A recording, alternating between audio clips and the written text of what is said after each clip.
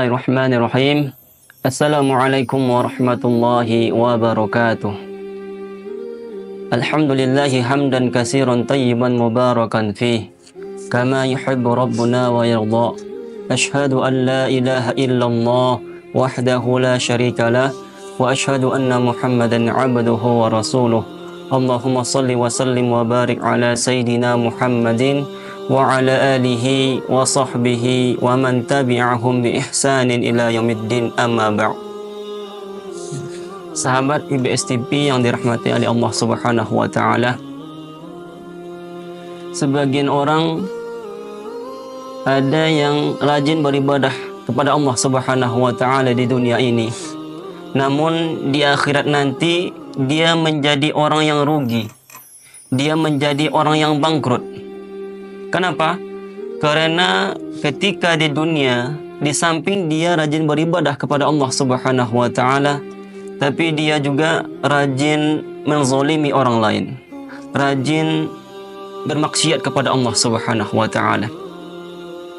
Ini disebutkan dalam sebuah hadis yang sahih riwayat Imam Muslim. Rasulullah SAW suatu ketika pernah bersama para sahabat yang mulia. Ketika itu Rasulullah SAW bertanya kepada para sahabat, "Atadaruna mal muflis?" Tahukah kalian siapakah orang yang bangkrut? Tahukah kalian siapakah orang yang merugi? Maka ada sahabat Nabi yang menjawab, qalu muflisu fina man la dirham lahu wala mata'. Ya Rasul, sesungguhnya orang yang merugi di antara kami adalah orang yang tidak mempunyai uang, orang yang tidak mempunyai harta. Kemudian Rasulullah SAW meluruskan jawaban sahabat tersebut. Kemudian Rasulullah katakan, qala innal muflisa min ummati. Sesungguhnya orang yang bangkrut dari umatku. Ini umat Nabi SAW. Kita ini umat Islam di akhir zaman, bukan umatnya Nabi Musa, bukan umatnya Nabi Isa, bukan orang Yahudi, bukan orang Nasrani. Karena orang Yahudi dan Nasrani mereka pasti merugi di akhirat nanti. Ini kata Nabi, ummati min ummati, dari umatku, umat Islam yang hidup sekarang ini di akhir zaman. Ya'ti yaumal qiyamah, mereka datang di hari kiamat dengan membawa banyak pahala, bisolatin, pahala solat, solat 5 waktu, solat sunnah, qobliyah, ba'diyah, solat tahajud, solat-solat sunnah yang lainnya. Dalam riwayat yang lain, pahalanya bergunung-gunung, banyak pahalanya. Artinya dia ketika di dunia solatnya ikhlas karena Allah Subhanahu wa taala, sesuai dengan yang diajarkan oleh Rasulullah SAW. Kalau mereka ketika di dunia solatnya karena riya, maka tidak ada pahala yang dia bawa ketika di hari kiamat nanti. Ini ada pahalanya. Kemudian mereka membawa pahala bisiyamin, pahala puasa. Puasa di bulan Ramadan dia lakukan full 1 bulan penuh.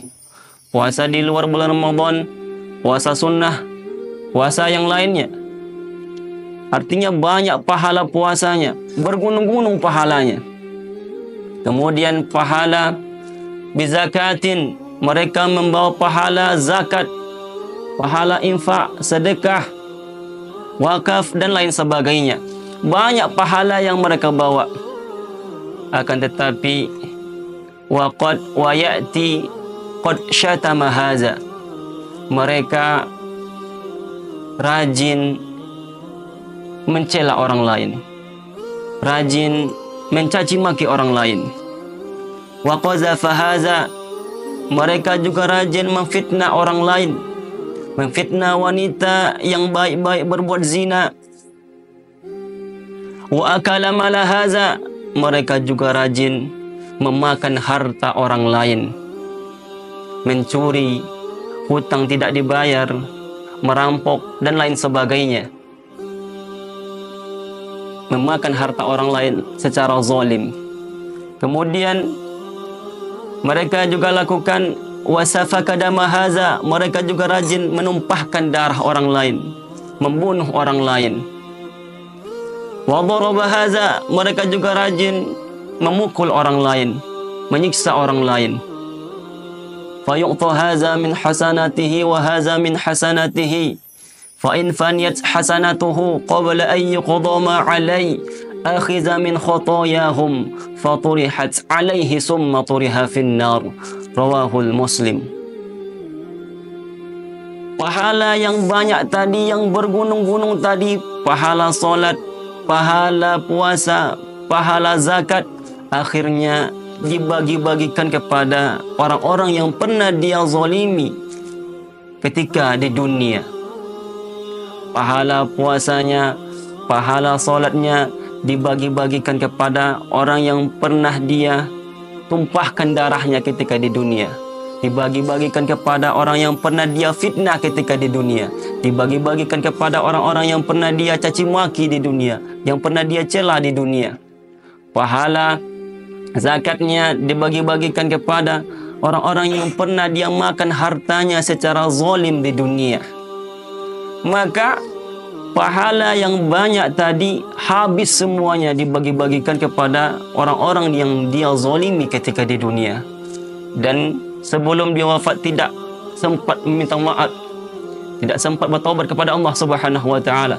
Akhirnya dia dituntut di hadapan Allah Subhanahu wa taala. Habis semua pahala solat, pahala puasa, pahala zakat, habis semuanya, tidak tersisa sedikit pun.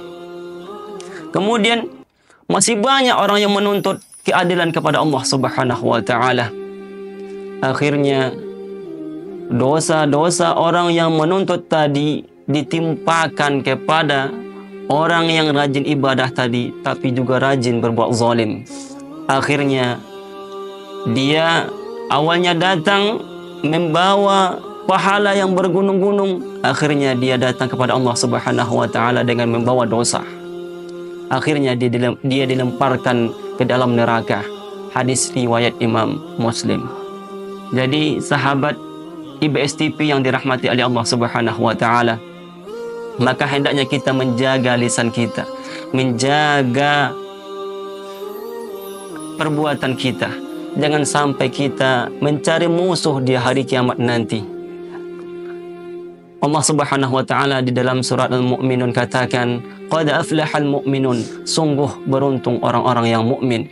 Di antara mereka adalah wallazina hum 'anil lagwi mu'ridun, yaitu orang-orang yang meninggalkan perkataan dan perbuatan yang tidak berguna.